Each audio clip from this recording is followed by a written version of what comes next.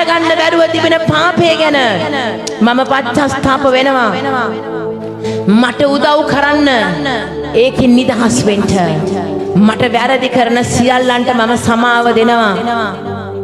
මට අපරාධ කර කොඩි වින කරාට මම සමාව දෙනවා. මම අසරණ කර අයට මම සමාව දෙනවා. ස්වාමිනී මගේ පව් ගැන මම සමාව ඉල්ලනවා. මට සමාවුව මැනව.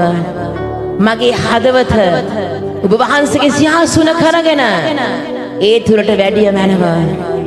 අද පටන් මගේ ජීවිතේ ගැලවුම් කරු ලෙස මිදුම් කරු ලෙස සුවදායකයන්න් ලෙස ස්වාමින් වහන්සේ ලෙස ඔබ වහන්සේ මාව පිළිගත මැනව. මම ඔබ වහන්සේ මගේ පව් උදෙසා මැරි තිදිනක ඇවෑමෙන් මලවුන්ගෙන් නැගිට්ට බව පිළිගන්නෙමි විශ්වාස කරමි.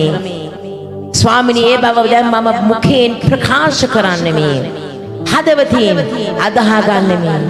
ස්වාමිනී ඔබ වහන්සේ මගේ යාඥාව ඇසුවට ස්තුතියි.